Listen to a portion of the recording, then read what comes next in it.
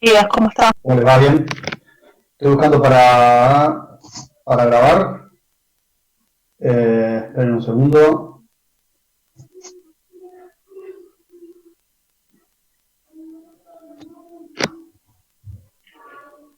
Déjenme ver, ¿eh?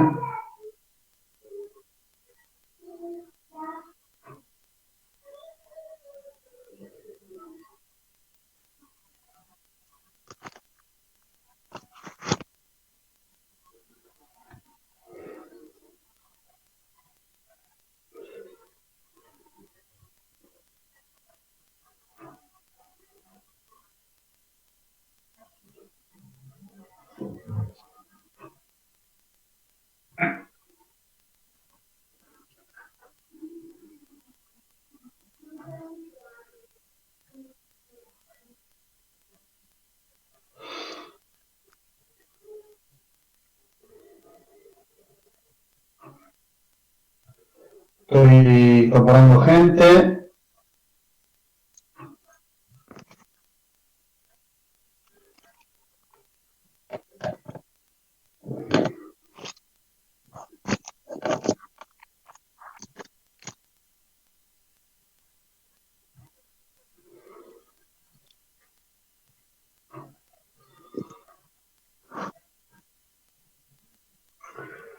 Bueno, ¿me escuchan por ahí? Sí, profe. Buenísimo. Estoy tratando de ver dónde era que tenía que apretar para grabar. Así que disculpen un segundo. ¡Ay, lo veo! Bien, volví a la pantalla que tenía que estar. Déjenme ver. Buenas tardes, profe. En la parte inferior de la pantalla tiene que aparecer, que aparece participantes, chat, compartir pantalla y grabar. Compartir pantalla. Sí, pero no.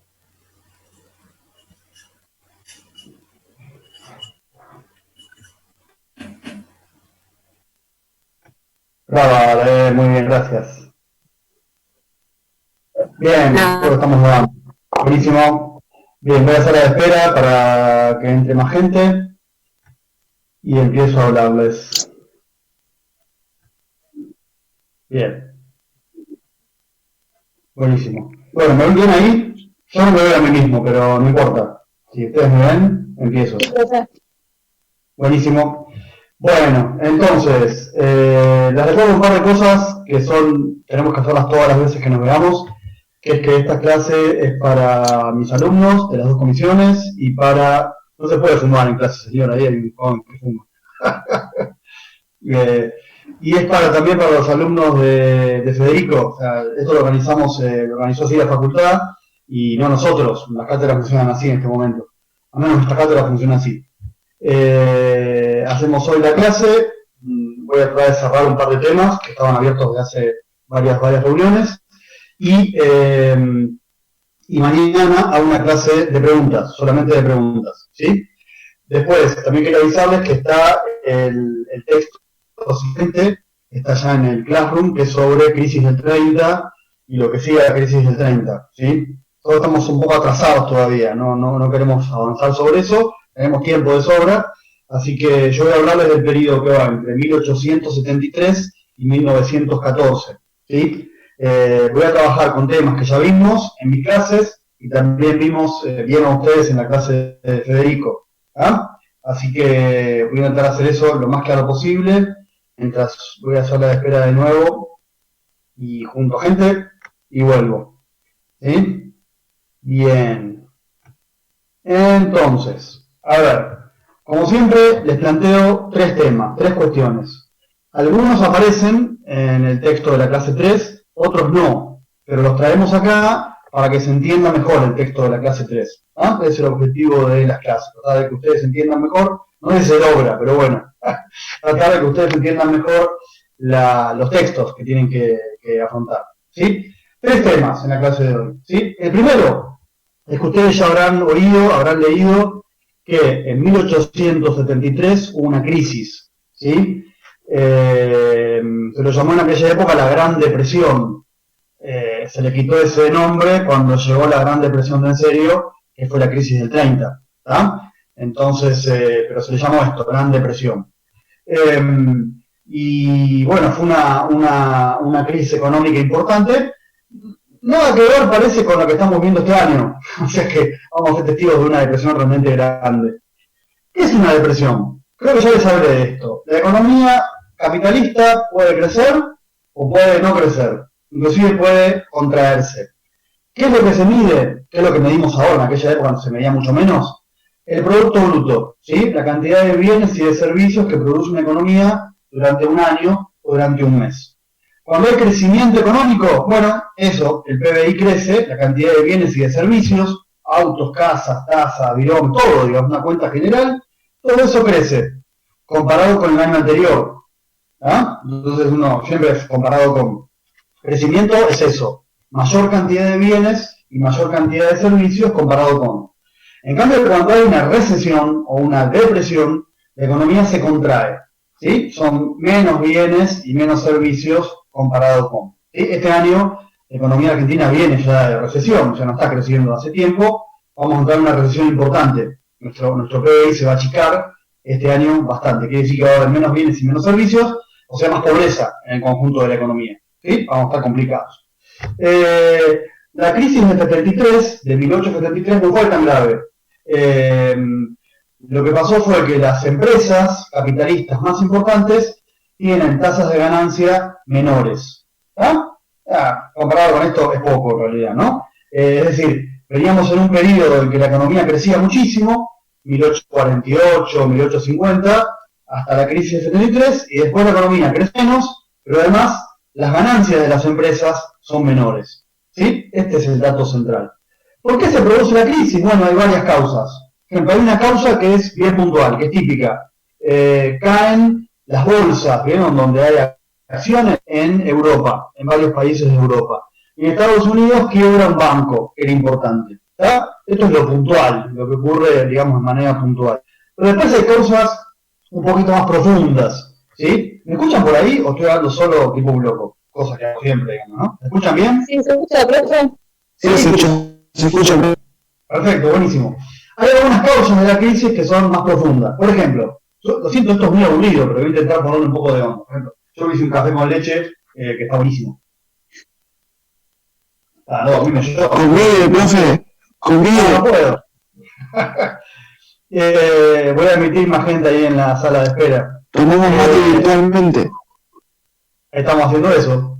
Bien, entonces, una cosa que pasa es que es importante, es que en la fase anterior había menos industrias, ¿sí? Estaba la industria de Gran Bretaña, pero no había tantas economías industriales. En cambio ahora, desde 1850, 60, 70, aparecen las industrias, las empresas industriales de Estados Unidos y de Alemania. ¿Esto qué significa? Más competencia, ¿sí? Más competencia y más oferta de productos. Y todavía no tenemos una cantidad igual de demanda, quiere decir que de consumidores. O sea que las empresas producen, pero venden menos. Se entiende, digamos, ¿no? Como venden menos, tienen menos ganancia. Esta es una causa importante de la crisis. La otra causa es que aparecen economías como la Argentina, ¿sí? La economía de Argentina, Australia, Nueva Zelanda van a producir y van a exportar alimentos y materia prima, ¿sí? Va a haber mucha oferta de estos productos, de alimentos y de materia prima. Y eso va a hacer que bajen los precios de los alimentos, inclusive en los países centrales. ¿Ah? Entonces hay menos ganancia de los que producen alimentos en los países del centro. Y la tercera causa de la crisis, o de la, ¿cómo decirlo?, de la depresión, como se la llama en esa época, es entre buena y mala. Y es que en esta época están aumentando los salarios. Creo que en la clase pasada lo hablamos bastante. Aumentan los salarios de los trabajadores por diferentes razones, digamos, ¿no? En Gran Bretaña, Alemania y Francia aparecen los sindicatos, Gran Bretaña, Alemania y Estados Unidos, aparecen los sindicatos, la tasa de desempleo es mucho menor. Entonces, como los salarios suben, los costos de los empresarios son mayores. Y los tienen a costos mayores, tienen costos mayores. ¿Sí? Así que, rebobinemos. Mayor competencia, quiere decir más oferta de productos, aumento del precio de los alimentos y disminución de los precios agrícolas y aumento de salarios. ¿Sí? No es una hecatombe, no es una hora. ¿Ah? Nada. La cosa es que las empresas capitalistas, a menos capitalistas de Gran Bretaña, de Estados Unidos y de Alemania, ganan dinero. ¿Sí? No tienen tantas ganancias. Y con la burguesía, o sea, los dueños de las empresas son muy influyentes, van a influir, van a dar redundancia, sobre los gobernantes. ¿Tá? Entonces va a haber una serie de cambios en el ámbito de las políticas económicas. ¿Tá? Esta es la segunda cuestión, el segundo tema de la clase de hoy. ¿Qué es lo que cambia con respecto a políticas económicas, con respecto a las empresas y con respecto al mundo del trabajo? El primer cambio es que, creo que lo dijo también el otro día Federico, yo lo repito, lo explico un poquito más, los estados se vuelven proteccionistas. ¿Tá? Hasta ahora veníamos con un predominio de políticas económicas liberales, ¿sí? Y ahora tenemos políticas económicas proteccionistas. ¿Qué se diferencia? Cuando una política es liberal, los estados no cobran impuestos a los productos importados. ¿Tá? Los productos importados pueden ingresar sin pagar impuestos o pagando impuestos muy bajitos, impuestos muy chiquititos. Es una política liberal. Tiene ventajas y tiene desventajas. Enseguida planteamos cuáles son las ventajas y cuáles son las desventajas. En cambio, cuando hay una política proteccionista, los estados le ponen impuestos a productos importados. ¿Sí? Pueden ser impuestos más pequeños o impuestos más altos. La cosa es que los estados, los gobiernos, le colocan impuestos a los productos importados. Ahora se está discutiendo, no sé si habrán leído o escuchado, que la Argentina no está de acuerdo con que se hagan acuerdos de libre comercio con Corea del Sur. Esto es ahora, está negociando ahora, digamos, ¿no? O sea, no queremos recibir productos importados justo ahora o en un futuro cercano. Entonces, esa es la diferencia entre liberalismo y proteccionismo. Liberalismo, dejamos ingresar productos importados libremente. ¿Tá? Proteccionismo, no, le ponemos impuestos. ¿Sí? Ustedes imaginarán cuáles son las ventajas y las desventajas de cada uno, ¿no? La ventaja del liberalismo es que si dejamos ingresar productos importados, los otros países van a dejar que nosotros les vendamos productos también en condiciones libres. ¿Se entiende, digamos, no? Vos decís China ahora, ¿no? Si nosotros le ponemos impuestos a los productos de China, ¿ellos qué van a hacer? Nos van a colocar impuestos a nuestros productos. Quiere decir que cuando uno le moja la oreja al otro, bueno, recibe una piña del otro, digamos, ¿no? Entonces, una política liberal favorece el comercio, ¿sí? Favorece el comercio de importación y favorece el comercio de exportación. ¿Tá? Esa es la ventaja. Claro, es un ida y vuelta, profe, es como un ojo por ojo, diente por diente, digamos. Algo así. Por supuesto que cuando hay importaciones y hay exportaciones, algunos ganan, otros pierden. Los exportadores ganan, pero los que producían esos bienes en el país local pierden, porque todo es importado, digamos, ¿no? ¿Se entiende? Lo que hace el liberalismo es hacer que la economía se especialice en algunos productos y gire en torno de la exportación. ¿Va? En principio, repito, tiene ventajas, tiene desventajas. Va a haber gente que va a ganar y gente que va a perder. ¿Sí? Va a haber empresarios, los exportadores van a ganar, los industriales en un país como la Argentina, en principio van a perder, porque vamos a importar casi todo de afuera, digamos, ¿no? En cambio, una política proteccionista lo que hace es favorecer la producción local, pero para el mercado local. ¿Ah? Cuando uno se hace proteccionista, impide que entren productos importados, entonces el mercado local, los consumidores locales, compran productos, en este caso argentinos, porque no pueden comprar productos importados, o porque son más caros los productos importados. ¿Sí? También tiene ventajas y desventajas, obvio, digamos, ¿no? Una política proteccionista, bueno, favorece la producción y el empleo local, pero perjudica la exportación, por lo que decíamos antes. Si uno le coloca impuestos a un producto importado, después otro país le va a colocar impuestos a un producto propio, digamos, ¿no? Bueno, esto es un debate entre como el correcaminos y el coyote, ¿vieron? Es un debate histórico. Tengo a mi hijo que está jugando y se lo escucha seguramente del fondo. Bueno, la cosa es que desde la crisis, la mayoría de los países, sobre todo Estados Unidos y Alemania, se vuelven proteccionistas, ¿sí? Van a colocarle impuestos a los productos importados. Esto es bien claro. Salimos de la etapa más de libre cambio, entramos en una política de proteccionismo. ¿Tá? Este es el primer cambio y es importante. Segunda cuestión, segunda consecuencia de la crisis. Hay un declive relativo de la economía británica.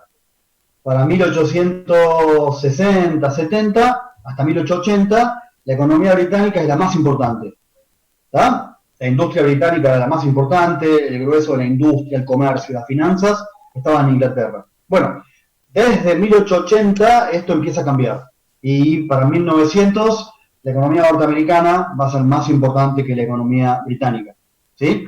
Va a haber más desarrollo industrial en Estados Unidos que en Gran Bretaña. Inclusive, para 1914, Alemania va a ser más importante que Gran Bretaña. ¿Sí? O sea que hay un declive. Declive es esto, la economía británica crece, pero la de Estados Unidos crece mucho más rápido. ¿Sabes? Como ahora Estados Unidos y China, ¿vieron? Estados Unidos va adelante, pero crece poquito cada año. China va atrás, pero crece mucho más. En algún momento China va a ser más importante que Estados Unidos, ¿no? No sabemos, 10, 15 años, no sabemos. Bueno, pasa esto con Gran Bretaña. Va a ser importante para Argentina dentro de 2 clases, esto del declive de la economía británica. Ahora, hay un par de cuestiones ahí re importantes con respecto a esto. La economía británica va a ser cada vez menos importante, se va a refugiar, no sé si la forma correcta de decirlo, pero se va a centrar en el comercio colonial. ¿Sí? La economía británica se va a orientar hacia el comercio y hacia la relación con las colonias y con la Argentina. Esto, repito, importante para dentro de 2 clases. ¿Sí? La economía británica va a tener un comercio especial y va a tener relaciones comerciales y de inversión con las colonias. Las colonias son la India, Canadá, Australia, Nueva Zelanda, y con la Argentina, con los países de América Latina. ¿Tá? Acá no hay proteccionismo, hay una relación liberal entre Gran Bretaña y las colonias, y Gran Bretaña y la Argentina. ¿Sí? Quiere decir que no comerciamos con impuestos, sino sin impuestos, valga la redundancia, digamos, ¿no? Pero hablamos de esto, pero la relación de Gran Bretaña con la Argentina va a estar centralizada en 3 cosas. Inversiones británicas acá, ¿sí? Los ferrocarriles básicamente, exportaciones británicas hacia Argentina, textiles, ferrocarriles, maquinaria, y exportaciones de Argentina hacia Gran Bretaña, alimentos y materia prima. ¿Tá?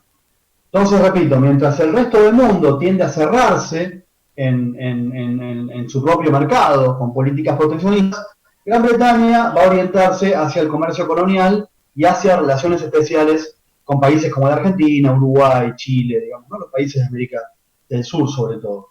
¿Tá? Esa es la segunda modificación que se da después de la crisis. La tercera modificación es que ¿cómo decir? Aumenta la tendencia a la inmigración. Sí. ¿Qué quiere decir inmigración? Gente que se va de un país a otro, ¿no? Claramente.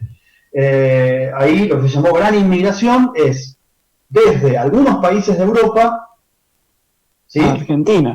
Argentina, Uruguay, Australia, Nueva Zelanda, Estados Unidos, hacia economías nuevas, digamos, ¿no? Esa es la etapa de la gran inmigración. Millones y millones de europeos, tanto de Gran Bretaña, de Irlanda, de Argentina, de España, de Italia, de Francia, hacia las economías nuevas, ¿sí? Argentina es una de ellas.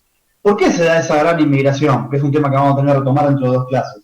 Hay algunas razones que son estructurales, quiere decir que no tienen que ver con la crisis. Por ejemplo, la diferencia de salarios. ¿Sí? Los salarios eran, en principio, ¿no? En relación, eran más altos en los países nuevos que en los países de Europa. ¿Sí? Eran más altos en Argentina que en España, por ejemplo, que en Italia. ¿Por qué?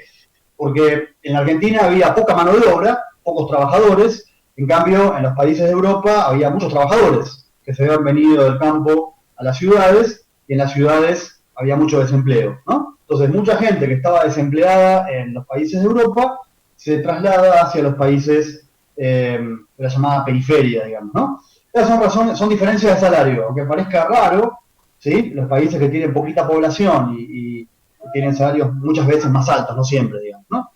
Y después está la crisis. La crisis hace que la inmigración se acelere, digamos, ¿no? Así que esto va a ser un punto que retomamos dentro de 2 clases. Esta oleada de inmigración desde los países de Europa hacia los países más nuevos. Sí, estoy en clase. Después te hago la leche, ¿vale? Bien. Siguiente cambio, también lo planteó el amigo Federico, la tendencia a la concentración de empresas, ¿sí? Él lo llamó cartelización, la formación de trust, digamos, en cada país es distinto. El hecho de que las empresas, no todas, muchas empresas se unen, ¿sí? Se unen para manejar el mercado local, ¿tá? Son como corporaciones gigantes, sobre todo en el ámbito del acero, carbón, petróleo, ¿sí? Va a haber menos competencia entre empresas en este periodo, sino al revés, una tendencia que las empresas se unen entre ellas para manejar los precios. ¿Como un monopolio, profe? Claro, buscan monopolizar el mercado, ¿sí? Fijar los precios de una manera sin competencia, digamos, ¿no? Es un dato que él planteó, yo lo revivo ahora. Y la última cuestión, que no trabajamos y que yo sí tengo que trabajar, la última cuestión de estos cambios, no la tercera cuestión general, digamos, ¿no? La última cuestión de los cambios dentro del mundo de la producción, lo llamamos genéricamente Fordismo, ¿sí? Es el último cambio que se produce en Estados Unidos, empieza esto hacia 1910, y es una especie de revolución dentro de la revolución industrial, el Fordismo, ¿sí? Es la forma de producción dentro de las fábricas. También se llama Taylorismo-Fordismo, ¿no? Porque Taylor es el que lo piensa y Ford es el que lo aplica, para decirlo de una manera muy simple, ¿no? ¿Qué es el Fordismo? Yo le decía siempre, le decimos al principio que todas las innovaciones productivas tienen que ver con la idea de ganar más dinero, ¿no?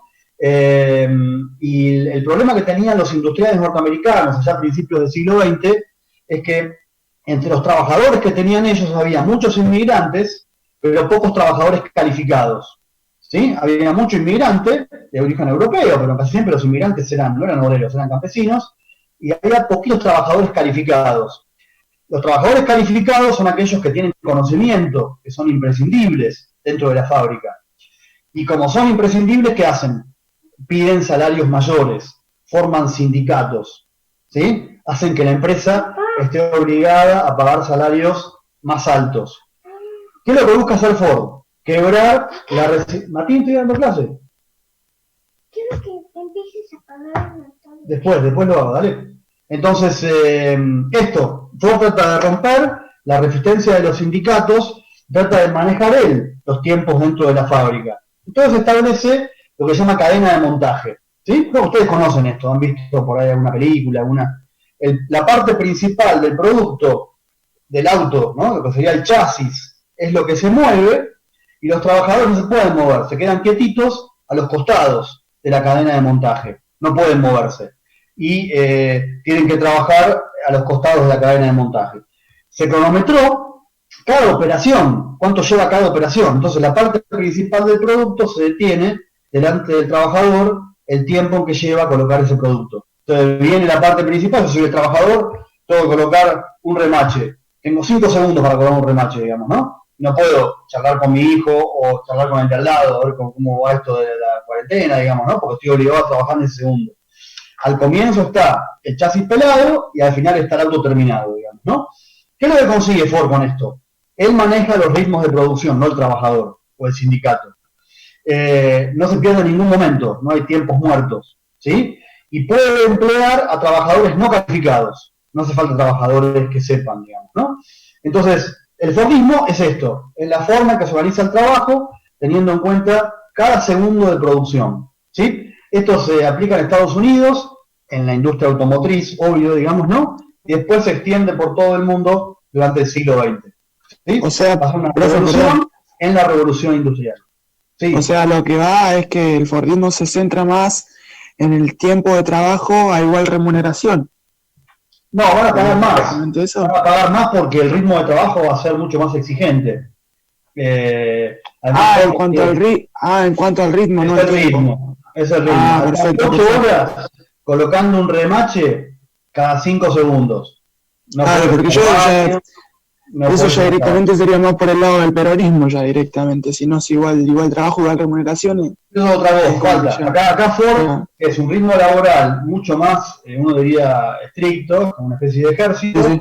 Va a ser mejor la paga, pero con la idea de que el trabajador compre el producto también, digamos, ¿no? Perfecto. Así que bueno, eso va a ser el Fordismo. Aparece en el texto, ténganlo en cuenta. Típica pregunta de examen, digamos, ¿no? Explica las características del Fordismo. Bueno, La última cuestión, estoy con los tiempos ahí medio justinianos. La última cuestión, el último cambio, el primero fue la crisis en sí. ¿Qué fue la crisis del 73? La segunda cuestión, este conjunto de cambios económicos que se desarrollan en este periodo, 73-14. Última cuestión, también lo vimos por ahí, imperialismo, ¿sí? Es el otro cambio que se produce en este periodo. Esto de que los países industriales conquistan colonias. Como dijo otro día Federico, esto siempre pasaba. El imperio inca, el imperio azteca, el imperio español, digamos, ¿no?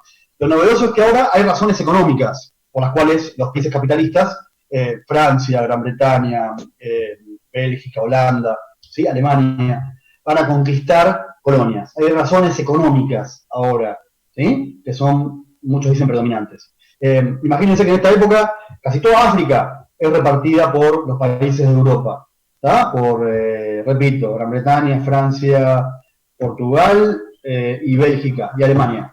Toda África, ¿sí? Buena parte de Asia es conquistada por los países de Europa.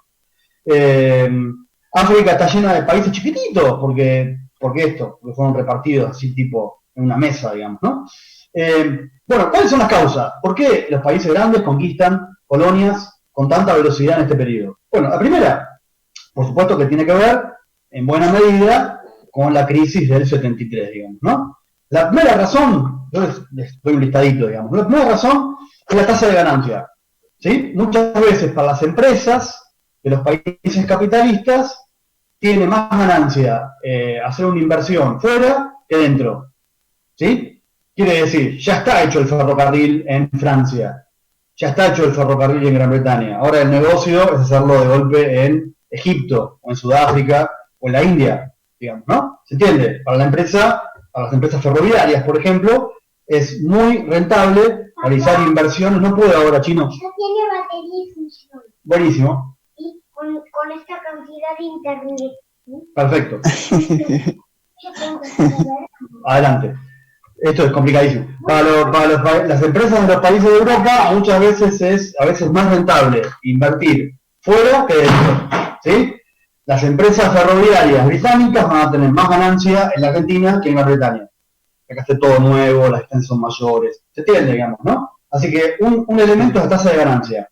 Las empresas capitalistas de Francia, de Holanda, de Bélgica, apoyan esto del imperialismo para realizar inversiones y ganar dinero en las colonias. ¿Está? Primera causa. La segunda causa, re importante, conseguir materia prima barata, ¿sí? Desde diamantes hasta marfil o caucho, ¿sí? Hay un montón de productos que uno puede conseguir en esos países y si uno conquista ese país se lo lleva más barato, digamos, ¿no? Entonces va a haber empresarios que van a importar desde las colonias en condiciones, ¿cómo decirlos?, ventajosas para ellos, ¿está? Se cumplió media hora, Zoom debería decirme si quiero seguir 10 minutos más, voy a decir que sí, voy a esperar que eso ocurra, digamos, ¿no?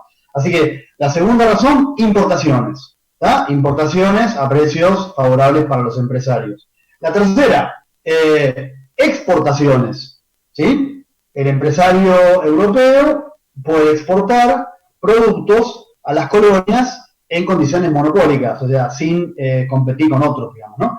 Uno piensa que los países, las colonias son pobres.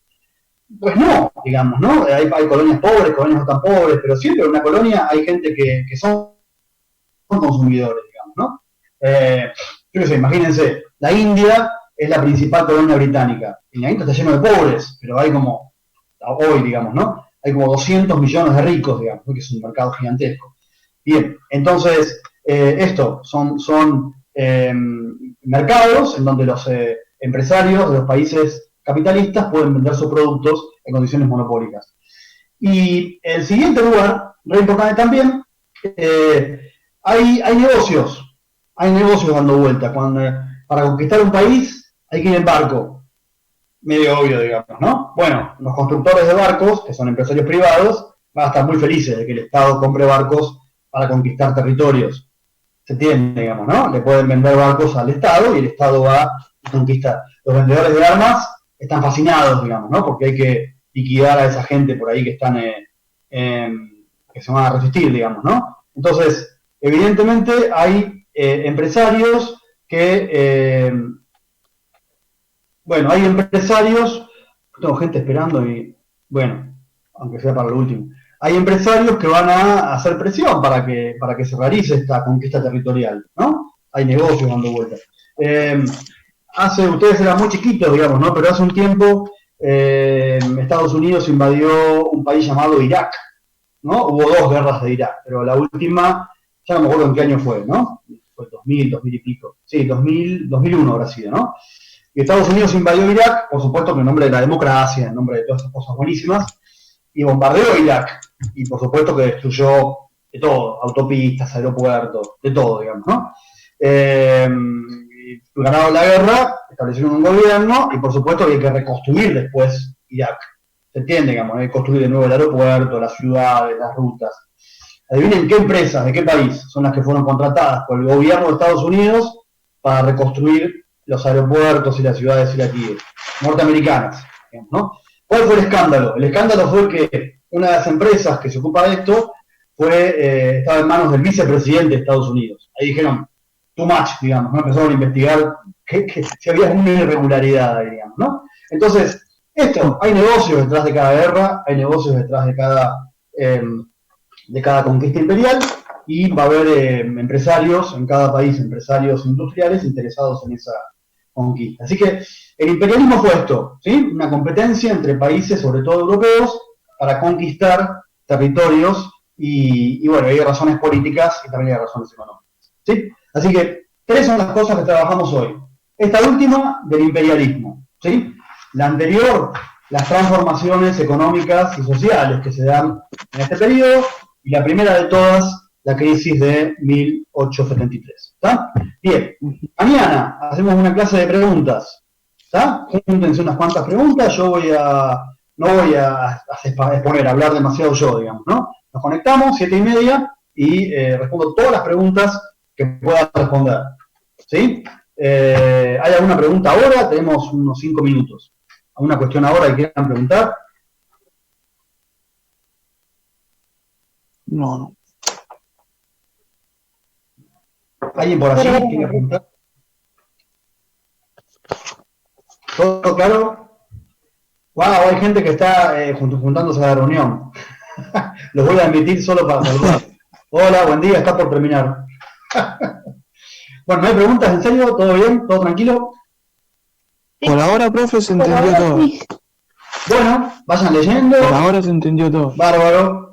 Entonces nos vemos mañana, 19:30, y ahí sí, tráiganse preguntas. Preguntas de los textos, preguntas de los cuestionarios, ¿sí? Yo me junto y respondo preguntas, ¿sí?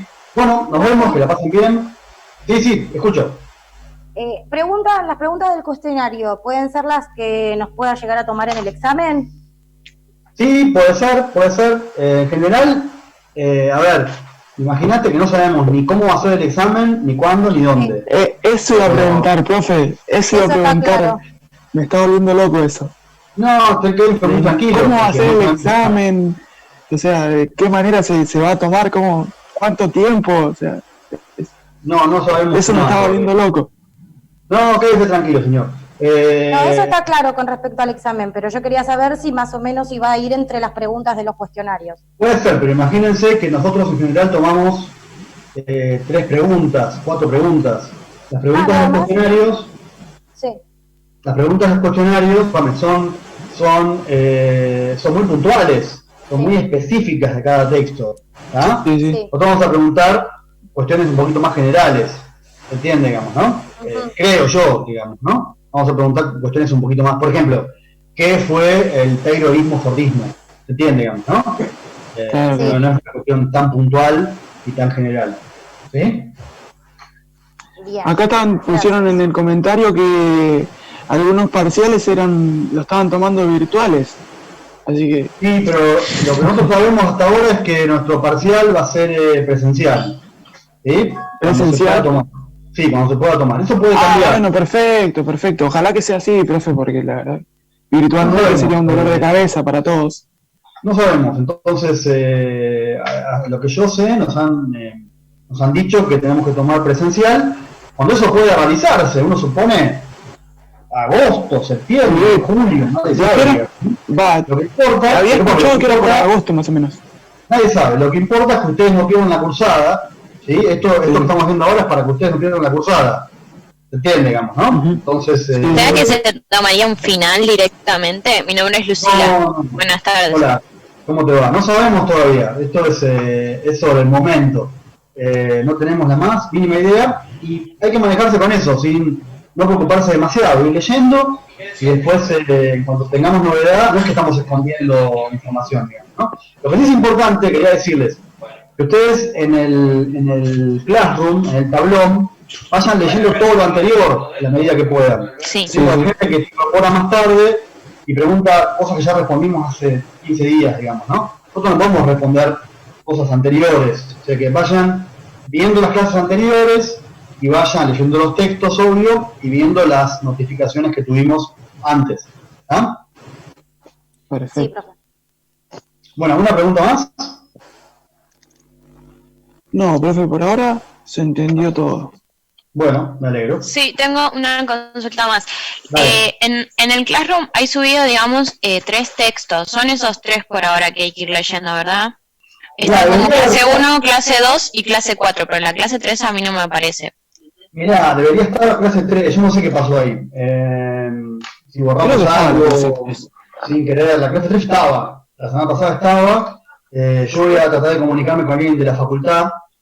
No sé si cuando subieron la 4 borramos la 3. Claro, ¿no? si pueden corroborar eso porque a mí no me aparece en realidad. Yo lo estoy buscando para descargarlo. A ver. La clase Creo que estaba la clase está incluida en la clase 2. Si abren la información, le aparece ahí dos textos Está dentro de la clase. Bien, bien. En total hay 4 textos ahora. ¿Sí? Genial, El primero- gracias. Sí, sí. El primero es en general, Revolución Industrial. El segundo es en Inglaterra. El tercero es la Segunda Revolución y el cuarto es Crisis del 30. El cuarto todavía no lo trabajamos en clase. ¿Ah? Sí. Bueno, jóvenes, nos vemos mañana a las 19:30. ¿Sí? Que la pasen bien, que estudien y nada, que la pasen lo mejor que puedan. Chao. Gracias, profe. Chau, chau, que tengan buen día. Chao, profe, gracias. Chao, chao.